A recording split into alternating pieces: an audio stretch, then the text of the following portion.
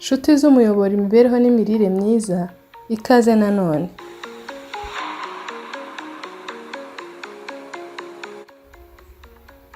Kurya ni igikorwa dukora kenshi ndetse kubura ibyo kurya ni ikibazo gikomeye cyane. Mu bihe bikomeye bisaba ko abantu bigomwa byose bakoraga, kurya nicyo gikorwa gisigaraho. Iyo mu muryango hateye ubukene, basigara barwana no kubona ibyo kurya gusa. Igitabo kiyobora abemera Kristo nacyo cyabivuze neza, icyo ni Bibiliya, ngo nta kigirira umuntu akamaro kiruta kurya no kunywa no kunezeresha ubugingo bw'ibyiza bituruka mu miruho ye. Ariko se, nyuma yo kurya no kunywa bigenda bite? Bigenda bite ngo ibyo twariye biduhindukira imbaraga n'ubuzima? Ni inzira ndende, ariko uyu munsi reka twibande ku gifu. Ni iby'ukuri ko abahanga baminuje mu bijyanye n'imikorere y'igifu babyiga igihe kirekire cyane. Gusa twebwe uyu munsi mu gihe gitoya tugiye kuvuga kuri bike by'ingenzi ku bijyanye n'igifu. Mbese gifite uruhe ruhare mu itunganya ry'ibyo kurya turya? Mbese twakirinda dute ngo kitarwara? Mbese uwakirwaye yakivura ate? Ikaze muri iki kiganiro.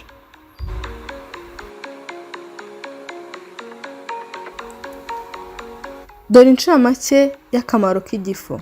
Sosiyete yo muri Canada ishinzwe ibya kanseri, Canadian Cancer Society, yavuze imirimo 3 ikomeye igifu gikora.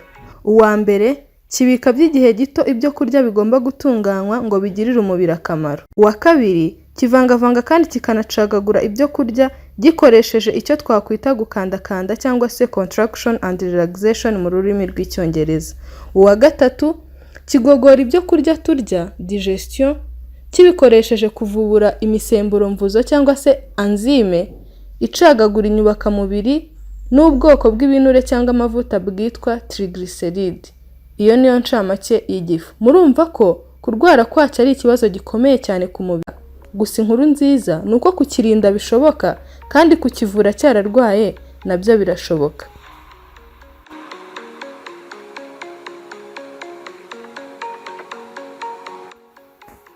Mbere y'uko nkomeza, nifuje kugira icyo mbaza. Ninde muri mwe waba warigeze avomera mu kivomero gitobotse, umwenge watobotse uruta aho amazi ari kwinjirira?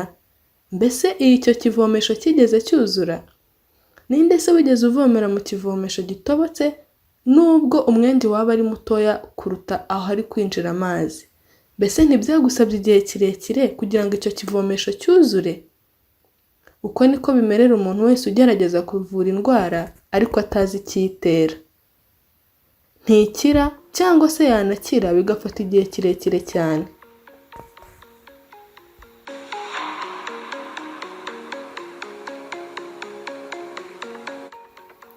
Dore zimwe mu mpamvu rero zijya zitera igifu kurwara. Iya mbere, guhangayika cyangwa se kugira umutima uhagaze. Amakuru dukesha urubuga Everyday Health avuga ko igifu kiyoborwa n'igice cy'ubwonko cyitwa Central Nervous System.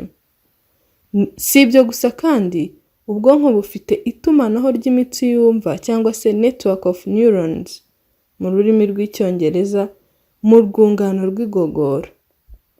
Iryo tumanaho ryitwa intrinsic nervous system. Imikorere y'imitsi yumva mu gifu ifite icyo itwaye cyane ku buryo abashakashatsi bamwe bise igifu ubwonko bwa kabiri. Amakuru dukesha kandi Very Well Mind avuga ko ubushakashatsi bwagaragaje isano ikomeye iri hagati y'agahinda, ubwihebe no guhangayika ndetse n'imijagararo yo mu gifu n'amara bita gastrointestinal disturbances irangwa n'uburibwe mu gifu, ikirungurira, diare, impatwe, isesemi no kuruka. Naho Harvard Medical School mu kinyamakuru yasohoye muri Mata uyu mwaka 2021 yavuze ko isano iri hagati y'ubwonko n'igifu atari imikino. The gut-brain connection is no joke. Urugero, ugitekereza kurya bishobora gutera igifu kuvubura imisemburo ibiryo bitarakigeramo, nk'uko n'amacandwe uba wumva yiyongereye. Bitewe n'uburyo ubwonko n'inzira z'ibyo kurya bikorana, byakoroha kumva impamvu bamwe bumva ububabare mu gifu iyo bari mu bihe byo guhangayika cyangwa se guhagarika umutima. Byagaragaye ko abarwayi benshi b'igifu bamererwa neza bafashijwe gukira agahinda n'umuhangayiko. Igitabo kiruta benshi ubukuru Bibiliya cyo kiti umutima unezerewe ni umuti mwiza, naho umutima ubabaye umutera konda.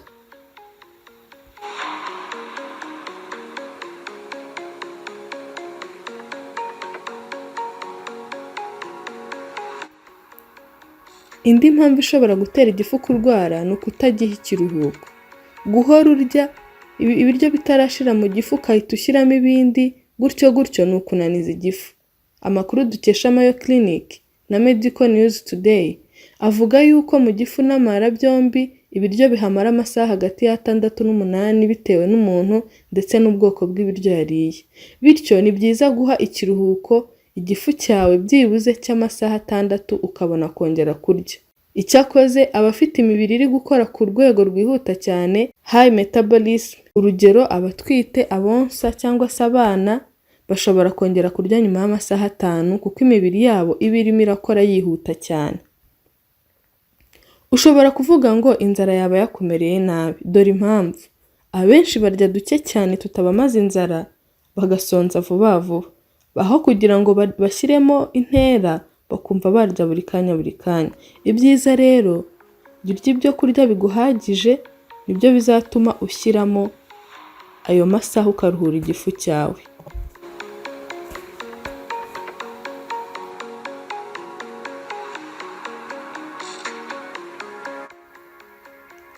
Indi mpamvu igitera abantu kurwara igifu ni ukuvanga amazi n'ibyo kurya cyangwa se ibindi binyobwa ariko byinshi ukabisomesha ibyo kurya. Abantu benshi bajya bagira inyota igihe bari kurya, bikabatera kunywa amazi banarya cyangwa se gusomeza. Ibyo ni bibi ku gifu kuko amakuru dukesha urubuga Health Exchange avuga ko amazi afungura imisemburo mvuzo ariyo enzyme mu rurimi rw'igifaransa, bigatuma idakora neza umurimo wayo bikananiza igifu. Urugero, ufashe umunyu ukawushyira mu mazi menshi ugakozaho ururimi, cyangwa se ugafata umunyu ukawushyira mu mazi make ugakozaho ururimi, aho wakumva wakoze ni aharimo utuzi duke. Iyo misemburo yo mu gifu rero nayo kugira ngo ikore umurimo wayo igomba kuba iri ku rwego runaka rwa concentration mu zindi ndimi. Rero gushyiramo amazi menshi byagaragaye yuko bituma umurimo w'iyo misemburo utagerwaho, bityo igifu kikananirwa. Rero abagira inyota bari kurya, dore inama twabaha: jya unywa amazi kare ukibyuka, ari akazuyazi byaba ari akarusho, andi uyanywe byibuze iminota 30 mbere yo kurya. Nta nyota uzigera ugira uri kurya nubwo waba uri kurya ibiryo bikomeye nk'imyumbati cyangwa ibijumba.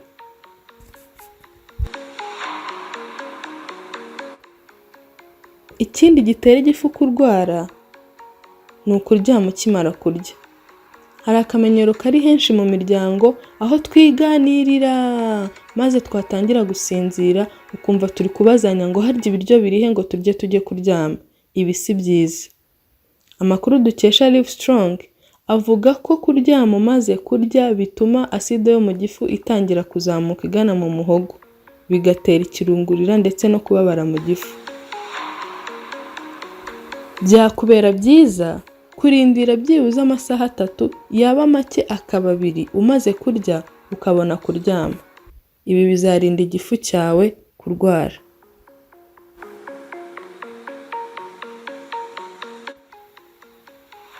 Ikindi gitera igifu kurwara ni ibyo kurya byokera cyane mu gifu, urugero urusenda. Abantu benshi bimenyereje ko badafite ibyokera ibiryo bitabaryohera, ariko ibi si byo. Ahubwo ibi ni ibituma igifu cyawe kigira ibibazo. Amakuru dukesha healthline.com avuga yuko urusenda rugira ibyitwa capsaicine bitera kokera mu kanwa, mu gifu ndetse no mu mara, birangwa no kumva uryaryatwa mu gifu ukanokera mu kanwa, cyane ku barukoresha cyane. Ushobora kuvuga ngo igihe naruririye ntacyo ndaba, ariko niba umubiri wawe uzi kwirwanaho wimara n'imbaraga zari zisigaye kuko wasanga wendaga kukubwira uti ndananiwe ahasigaye ni ukurwara.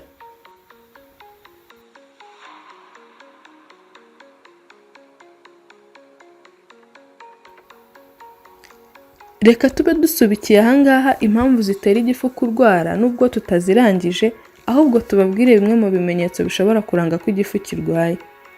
Hari ukuribwa mu nda, ahagana mu kameme, gusonza ubusabusa, kurakara vuba, kuruka ushonje, kugira ibyo kurya bimwe na bimwe bikurya mu nda, kutaryoherwa inshuro nyinshi. Niba ufite kimwe muri ibi bimenyetso, igifu cyawe gishobora kuba cyaratangiye kurwara. Umuti wa mbere rero tugiye kuranga ni ukwirinda ibigitera. Nk'uko tumaze kureba ibintu bishobora gutuma igifu kirwara, dukwiriye kwirinda ibitera igifu kurwara mbere y'uko dutangira gukoresha imiti ikurikira. Ku muntu ufite igifu gifite ibisebe, hari umuti mwiza cyane wamuteganyirijwe. Gufata 1/4 cy'ishu, karoti 4, 1/2 cy'ikirayi, ukabisya ukayungurura ugashyiramo ubuki ukanywaho 2 ku munsi. Ibi ubikora iminsi 7. Tubibutse ko ibyo maze kuvuga ni iby'umunsi umwe, ubwo buri munsi ukora ibyawo. Uyu muti tuwukesha umuganga witwa Dr. George Pamplona Roger mu gitabo cye yise Healthy Juices. Uyu muti uvura ahanini bitewe n'ibi bikurikira. Amashu afite ibyitwa amino acid S-methylmethionine babanje kwita vitamine U, ifite ubushobozi bwo kurinda ururenda rwo mu gifu, ukanafasha mu kuvubura ururenda rukirinda, kandi ikavura n'ibisebe byo mu gifu. Karoti ifite ibyo bita provitamine A ari iza kuvamo vitamine A, ifasha mu gusana cyangwa se repair utugirangingo two mu gifu twangiritse. Ikirayi gikize cyane ku byitwa starch, ari bwo bwoko bw'isukari idacagaguye, bikaburizamo acide nyinshi. Nk'uko nabibabwiye, mwabisanga mu gitabo cyitwa Healthy Juices ku rupapuro rwacyo rw'130 kugeza ku 131.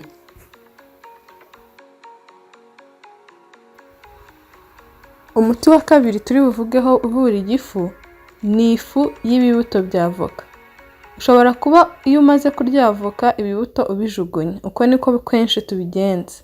Ariko inkuru nziza ni uko ibyo bibuto bya avoka ari umuti ukomeye uvura indwara zitandukanye, ariko uyu munsi tukaba dushaka kuvuga ku bijyanye n'uko ari umuti uvura igifu. Ubushakashatsi bwakozwe na Food Research International bwagaragaje ko ibibuto bya avoka bifite ubushobozi bwo gukiza ibisebe byo mu gifu n'izindi ngorane zikunze kwibasira igifu. Ubu bushobozi ibibuto bya avoka bifite bibukesha kuba bishobora kurwanya umugese antioxidant, kurwanya kubyimbirwa anti-inflammatory, no kurwanya microbe cyangwa se antimicrobial, bibikesheje ibinyabutabire bitandukanye harimo nk'ibyitwa flavonoid na phenylpropanoids. Uko bikoreshwa rero, ibibuto bya avoka urabifata ukabirapa cyangwa se ukabisekura, ukabyanika bikuma neza, bikaba ifu nziza. Iyo fu ufata ikiyiko kimwe ukagishyira muri litiro y'amazi yabize, ukabitereka bikagumana hamwe utabitogosheje ku ziko, hanyuma iminota 10 yashira biri kumwe ukayungurura, ukanywaho ikirahure mu gitondo, ikirahure ku manywa, n'ikindi nimugoroba. Iminsi 7 cyangwa se yashira utarakira ugakomerezaho kugeza ukize, kuko nta ngaruka bitera.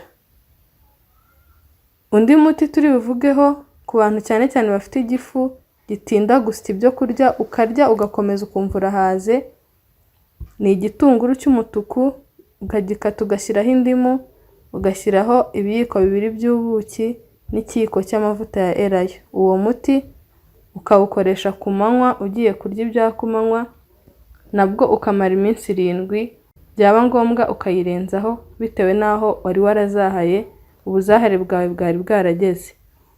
Rero iyi niyo miti twari twabateganyirije uyu munsi ivura igifu. Niba ukirwaye cyangwa uzi ukirwaye wamumenyesha agatangira gukoresha iyi miti. Reka nsoze mbabwira ko iyi miti ifite ubushobozi yaremanywe n'Imana aribwo buyitera kuvura. Ibi byose abashakashatsi bavumbuye hari usumba byose wabiremye, niyo mpamvu kuyikoresha wizeye Imana biri mu bituma ukira vuba. Ku basomyi ba Bibiliya bazi umuntu witwa Hezekiya wari wabwiwe ko agiye gupfa, hanyuma yatakambira Imana ikamwongerera iminsi yo kubaho. Reka mbasomere icyamukijije. Kandi Yesaya yari yababwiye ngo bende umubumbe w'imbuto z'umutini bawushyire ku kirashi cye azakira. Imbuto z'umutini nizo zakijije Hezekiya. Abakunda gusoma babisanga muri Yesaya 38 umurongo wa 21. Rero reka dusubikire hano ikiganiro cy'uyu munsi cyatubwiraga uko twarinda igifu cyacu, ibicyangiza ndetse n'imiti. Mbararikira gusangiza abandi kandi mbararikira no kubikoresha kuko bizabagirira umumaro ukomeye cyane. Ushaka kujya ubona bino biganiro wakora subscribe nimba utarayikora kugira ngo ujye ukomeza wibonera ibiganiro nk'ibi. Murakoze.